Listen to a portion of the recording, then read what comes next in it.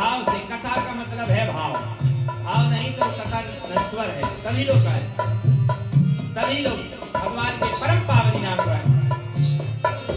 सीताराम सीताराम सीताराम सीताराम।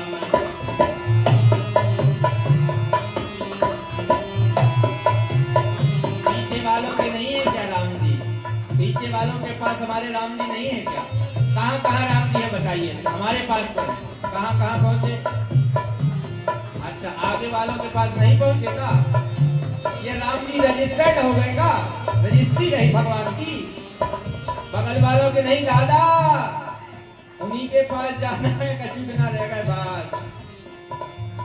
सभी लोग गाए सीताराम सीताराम सीताराम सीताराम।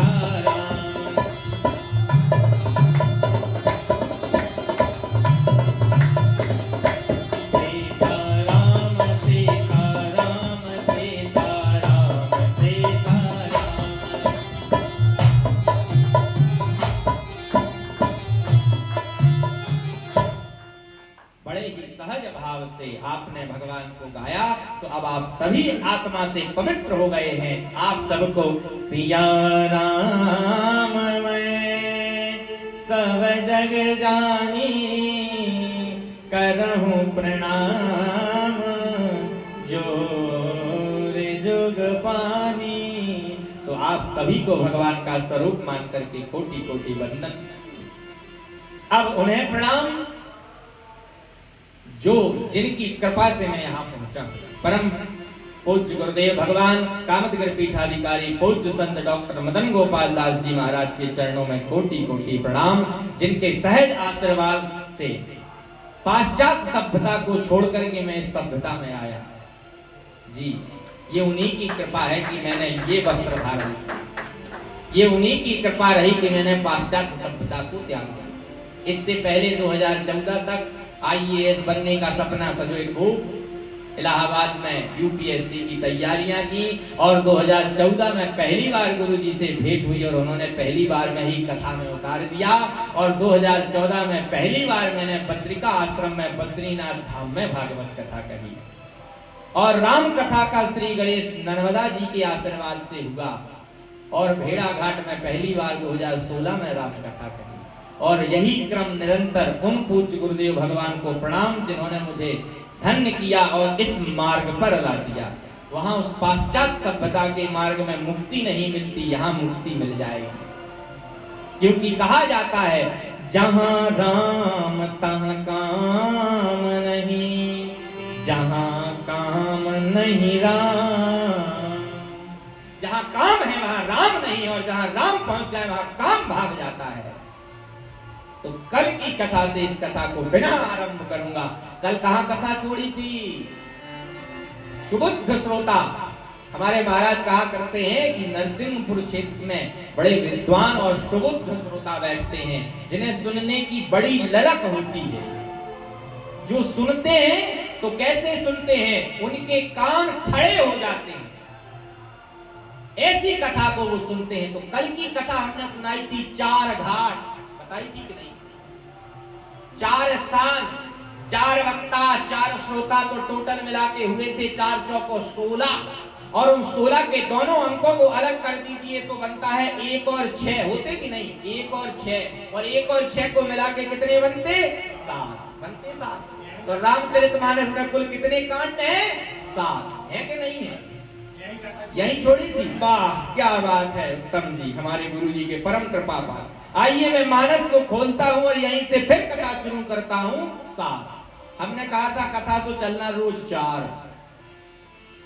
क्यों? अर्थ धर्म नहीं काम रुचि, गति न चाहूं निर्वाण। 4 है कि नहीं? अर्थ धर्म काम और मरने के बाद मोक्ष। कितने हैं ये? 4 है कि नहीं? चित्रकूट महिमा में भी 4, कल 4। आज क्यों भटके? हमारा तो मतलब है नरसिंहपुर बरमान घाट जितने दिन रहे सो 4 ही 4 चले। 4 ही चीजें सबको चाहिए है। यहाँ जितने आए हैं 4 की चीजों की कामना से आए हैं। एक सिंगल व्यक्ति ऐसा नहीं बैठा जो ये कह दे कि ना तो मुझे धन चाहिए ना मुझे मुक्ति चाहिए। बताओ किसको नहीं चाहिए धन, हाथ खड़े करो। और जिसे नहीं चाहिए तो हम बैठे ले आओ। अब सबको चाहिए। अगर कोई ये कह दे कि मैं निस्वार्थ कामना से कथा सुनने आया हूं तो वो अपने पूरे घर की जमीन की रजिस्ट्री हमें करा दे, हमें तो सब चाहते। अब बताओ, है कोई निस्वार्थ कामना वाला व्यक्ति जिसे कोई चाहे ना हो? सब कहते हैं ना जिन्हें ना चाहिए कभू कछु। उत्तम जी कह रहे हमें नहीं चाहने, कागज मंगवाओ रजिस्ट्री होने गुरु जी के नाम। धन्य अगर ये भाव आ गया तो ये मान लीजिए भगवान की कृपा हो। सुबह से जग के अगरबत्ती का पूरा पैकेट लिया, उसमें लगाई आग और केवल धुआं धुआं भगवान को दिखाया, तन मन धन सब तेरा। धुआं में तन मन धन तेरा। अगर तन मन धन सब तेरा तो नटी अगली बार तैसे जाने 51,000 धर जाओ, तब तो तन मन धन सब तेरा। निकाय को तन मन धन सब तेरा, यही भाव है ना। आइए अपनी कथा में प्रवेश करते हैं। कल की कथा 7 पर पहुंच गई थी, 7 से 4 पर लाऊंगा। आइए ये कथा शुरू ही 7 से होती है। कैसे?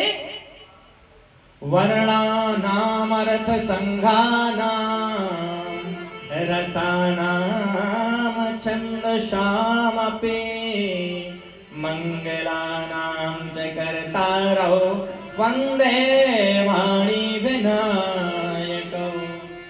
अब गिनती गिनना, हमारे पास समय कम है बोलने का। कभी गुरु जी का आशीर्वाद रहा और आप सबका स्नेह रहा तो नरसिंहपुर में पूरी कथा होगी, उसमें विस्तार होगा।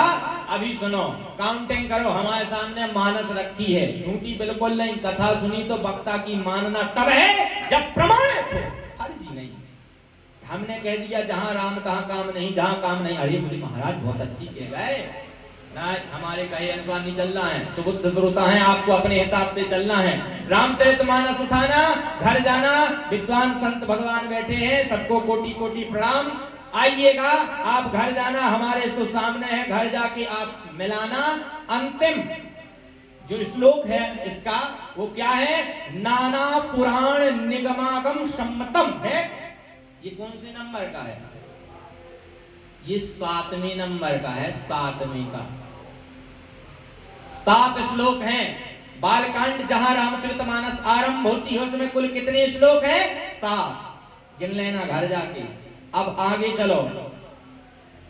वंदऊ तुलसी के चरण जिनकी जग काज, कलि समुद्र बूढ़त लख्यों प्रगट्यों सप्त जहाज। कितने जहाज पैदा किए? 7। जो कलयुग रूपी घनघोर समुद्र से मुक्ति दिलाएंगे वो केवल 7 जहाज हैं। और वो 7 जहाज हैं रामचरितमानस के 7 कांड। और रामचरितमानस में बाल कांड में जो 7 श्लोक लिखे हैं, प्रत्येक श्लोक प्रत्येक कांड को समर्पित करके लिखा गया है। इसीलिए 7 ही श्लोक हैं, 7 ही कांड। अब घर जाके एक चीज और मिलाना, अभी समय नहीं तो अभी बता देता प्रमाण। इन 7 श्लोकों में 9 देवी देवताओं की स्तुति की गई है, केवल 9। मिला लेना घर जाके, 2-2 के जोड़ा हैं। और जब ना मिले उत्तर तब मुझे बताना। कामतगिरी कुलम चैनल के माध्यम से मैं आपके प्रश्नों का जवाब दूंगा। 9 देवी देवता, 9 दुर्गा, 9 देवी की स्तुति देवी देवताओं की रामचरितमानस में हुई कि नहीं हुई? भगवान ने जन्म कौन सी तिथि को लिया? 9वीं तिथि मधुमास पुनीता। 9 दुर्गा कितनी? 9। मनुष्य के शरीर में छेद कितने? 9। हम आए 9 गांव से, हरी हरी सब 9। 9 का अंक पूर्ण ब्रह्म का द्योतक है। कभी फिर चर्चा होगी इस पर। आइए कथा में प्रवेश करते हैं। 7 वाली बात आई समझ में? 7 कांड, 7 श्लोक। ये 7 श्लोक प्रत्येक एक कांड को समर्पित करके लिखे गए हैं। परम पाद तुलसीदास जी महाराज ने दिव्य कथा लिखी। कथा तो हो रही थी 4 पर। आइए उसी 4 में प्रवेश करते हैं। अभी पूज्य दिवाकर दास जी महाराज ने क्या सुंदर चर्चा सुनाई। उन्होंने भगवान शिव पार्वती परिणय, विवाह भगवान का शायद चल रहा था। सुंदर सती चरित्र और विवाह। आइए वहीं से कथा में प्रवेश करते हैं। रामचरितमानस में यज्ञ तो बहुत हुए, लेकिन 4 यज्ञ इतिहास बने। इन 4 यज्ञों का वर्णन इतिहास में आज भी आता है। यज्ञ चल रही है, इसलिए आइए यज्ञ नारायण को समर्पित आज की कथा हो जाए। उन 4 यज्ञों का वर्णन, इन 4 में 2 यज्ञ सफल हुए और 2 विफल हो गए। ऐसा क्यों? जो यज्ञ अहंकार के वशीभूत होकर किया गया वो विफलता को प्राप्त हो गया, और जिसमें निस्वार्थ कामना से जो यज्ञ किया गया वो सफलता को प्राप्त हो गया। आइए प्रथम कथा में प्रवेश करते हैं। प्रथम यज्ञ कहां हुआ? आइए, एक बार भगवान शिव बैठे हुए हैं, किसके साथ? सती जी के साथ। वहां से विमानों से यत्र तत्र देवी देवता चले जा रहे हैं। वहां से बहुत सारे देवी देवता निकले, तो उसमें कुछ सती की बहनें भी थी, उनकी और भी बहनें थी अलग अलग। शिव पुराण की कथा में अलग अलग वर्णन आया है, कहीं 21 का वर्णन है, कहीं 23 का वर्णन भी है।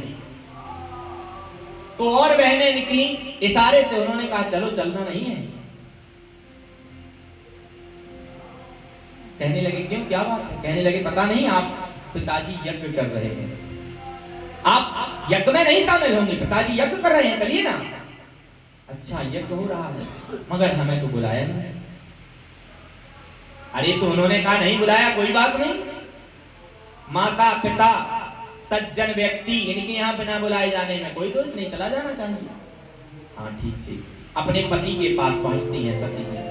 याद रखना जो महिलाएं मेरी बात को सुन रही हैं, जिस पत्नी ने अपने पति से हट किया उसका मरण हुआ, और जिस पत्नी ने अपने पति की बात नहीं मानी उसका मरण हुआ। इतिहास प्रमाण है इसका। सती जी को भगवान समझा रहे कि मत जाओ, बिना बुलाए जाने से सम्मान नहीं होता। नहीं मानी, आगे चल के इसी कथा में उनका मरण हो जाएगा। भगवान राम ने माता जानकी को समझाया कि सोने का मृग नहीं होता, बात नहीं मानी, हरण हो गया। तो जो पत्नी अपने पति की बात नहीं मानती उसका हरण होता है, और जो अपने पति से हट करे उसका मरण होता है। सती जी कहने लगी चले जाने दें स्वामी। भगवान ने बड़ा समझाया, लेकिन जब भाव होता है ना, तो भावी बस न ज्ञान हो रहा, फिर नहीं आता व्यक्ति को ज्ञान। और अहंकार के वशीभूत अगर व्यक्ति हो जाए तो वो सब भूल जाता है, कहां के संबंध, कहां के रिश्ते नाते, पति